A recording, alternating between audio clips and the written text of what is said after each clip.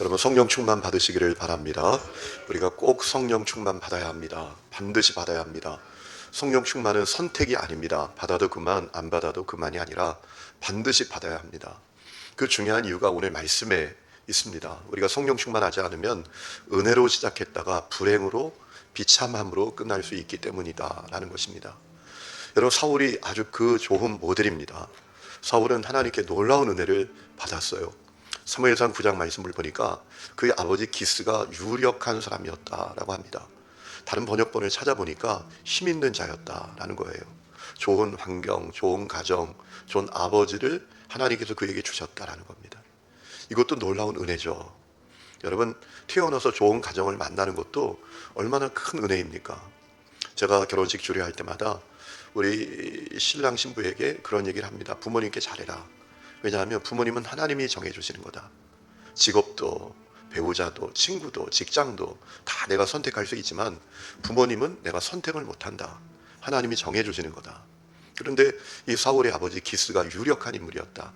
힘 있는 자였다. 여러분 얼마나 놀라운 은혜입니까? 그뿐만 아니라 그는 준수한 외모를 가졌다라고 했습니다. 그의 키가 보통 사람보다 머리 위만큼은 컸다라는 거예요. 3, 4cm 정도 더 컸다라고 생각해 볼 수가 있죠. 여러분 이 외모도 은혜잖아요. 은혜. 저는 하나님께 참 감사합니다. 별로 이렇게 기분 나빠하시는 분들이 있는데 만나면 사람들이 참 인상이 좋다라는 얘기를 많이 들어요.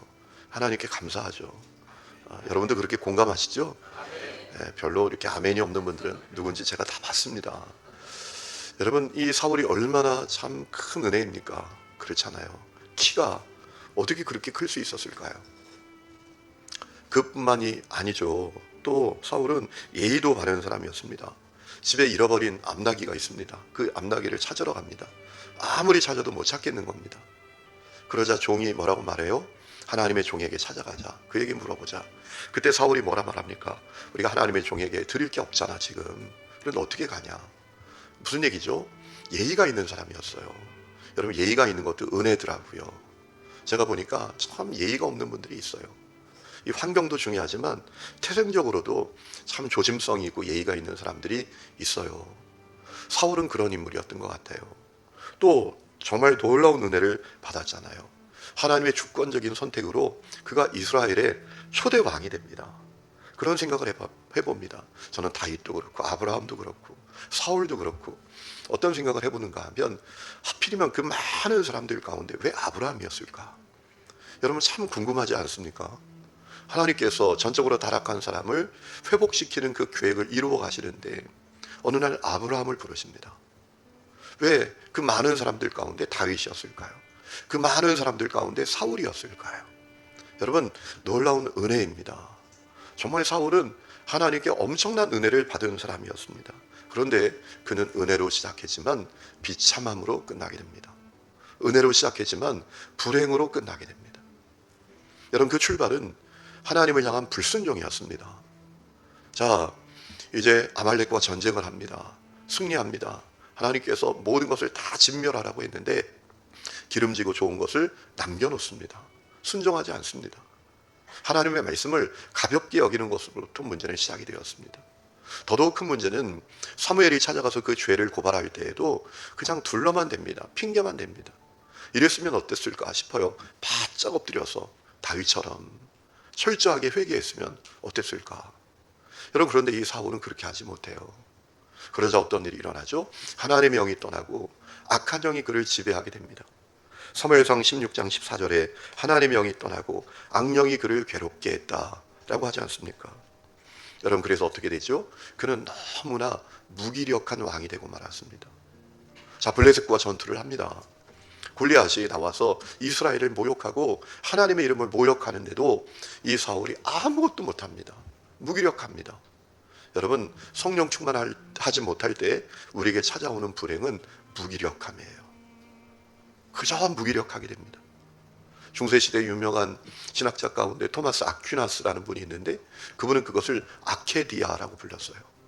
그저 이 무기력함은 어떤 무기력함인가 하면 하나님의 선을 기뻐하지 못하고 행하지 못하는 마음이라고 했습니다. 여러분, 하나님께서 기뻐하시는 선이 있잖아요. 우리가 하나님을 예배하는 것, 기도하는 것, 약한 자를 섬기는 것, 하나님의 나라와 하나님의 의를 구하는 것, 이 모든 것이 하나님이 기뻐하시는 선 아니겠습니까? 그런데 성령 충만하지 못하면 이 아케디아에 빠진다라는 겁니다. 하나님의 선을 기뻐하지 못하고 행하지 못하는 무기력함. 여러분, 성령 충만하지 못하면 우리가 무기력해요. 예배할 때도 무기력하고, 기도할 때도 무기력하고, 찬양할 때도 무기력하고, 다른 사람들은 뭐가 그렇게 좋은지 손을 들고 막 춤추며 찬양하는데 나는 너무나 무기력해요. 여러분, 제가 성령 충만하지 못할 때 제일 싫은 게 있었어요. 예배 드릴 때 목사님들이 찬송을 하잖아요. 한 5절짜리 찬송을 1절부터 5절까지 불렀는데 5절 다 끝날 때 이 얘기를 해요. 한 번 더 그래요. 그러면 그 얘기가 그렇게 싫더라고요. 그냥 한 번만 부르지 뭘 또 부르나. 영적으로 무기력한 거예요. 여러분, 혹시 여러분들 가운데 그런 분들이 계신가요? 하나님께서 기뻐하시는 선을 행하는 데 대해서 무기력한 분들이 계십니까? 성령 충만하시기를 축원합니다. 여러분, 이 시대에 세상에 죄가 가득합니다. 악한 영이 강력하게 역사하고 있어요. 하나님께서 기뻐하시지 않는 것을 위해서 사람들이 올인하고 거기 힘을 모으고 법을 만들기도 하고 그런 가운데 있어요. 그런데 우리는 그 앞에서 너무나 무기력해요. 여러분, 성령 충만하여 영적으로 강한 주님의 군대가 되시기를 주의 이름으로 축원합니다. 사울이 성령 충만하지 못하니 또 어떤 일이 벌어지죠? 마음의 평안과 안정감을 누리지 못합니다. 블레셋과의 전투에서 여러분, 다윗이 엄청난 역할을 감당하지 않습니까? 골리앗에게 맞서서 그가 물맷돌로 승리를 합니다. 여러분, 그때 이 사울이 다윗을 신뢰해서 자기 부하 장군으로 삼습니다. 그런데 그러고 마음이 불안해지는 거예요. 자, 전쟁에 승리하고 개선할 때 여인들이 나와서 노래하는데 말이에요. 사울이 죽인 자는 천천히고 다윗을 죽인 자는 만만이라고 노래합니다.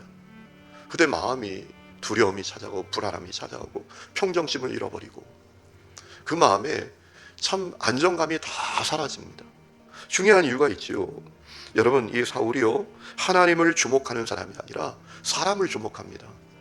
하나님의 말씀에 귀를 기울이는 사람이 아니라 사람의 말에 민감하게 되는 거예요. 여러분, 성령 충만하지 못하면 그렇게 됩니다. 그래서 늘 마음에 평안이 없고 안정감이 없고 두려움이 있고 그렇게 살아가요. 성령 충만하지 못하면 그렇게 되는 겁니다. 하나님을 주목하는 사람이 아니라 늘 사람만 주목해요. 하나님의 말씀에 귀를 기울이고 그 말씀에 생명을 거는 사람이 아니라 그냥 사람 말에 끌려다니는 사람이 된단 말입니다. 오늘 여러분 가운데 그런 분들이 계시지 않습니까? 사울은 또 성령 충만하지 못하여 어떻게 됩니까? 살리는 자가 아니라 죽이는 자가 됩니다. 여러분, 그렇게 자기를 도왔던 다윗을 시기하고 미워하고 죽이려고 하잖아요.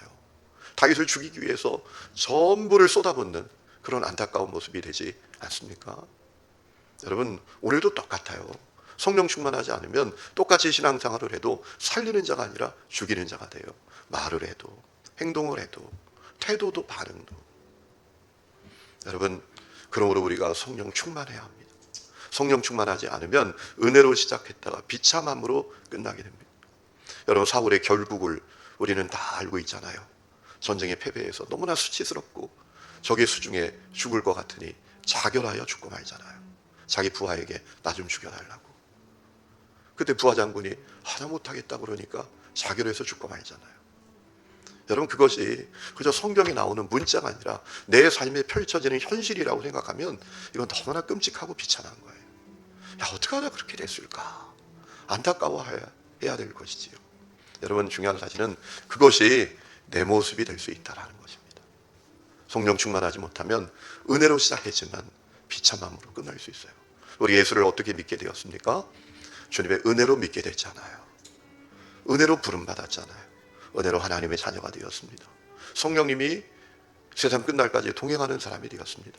왕같은 제사장, 거룩한 나라, 하나님의 소유된 백성이라는 놀라운 정체성을 갖게 되었습니다. 이 은혜를 다 잃어버리고 비참함으로 끝날 수 있다라는 거예요. 너무나 무기력한 신앙생활을 평생 할 수 있다라는 거예요. 제가 목회자들을 만나보면 무기력한 사람들이 너무나 많아요. 한 번은 제가 제 후배에게 충고했던 적이 있어요. 너 선택해라. 정말 하나님 앞에 생명 걸고 곡기를 끊고 엎드려서 영적인 생명력으로 충만해지든지 아니면 그만두든지 선택해. 너무나 무기력한 거예요. 언제까지 남의 도움만 받으면서 살겠나. 여러분, 성령 충만하지 못하면 그렇게 됩니다. 오늘도 성령 충만을 구하고 성령 충만하여 승리하는 성도들이 다 되시기를 주의 이름으로 축원합니다.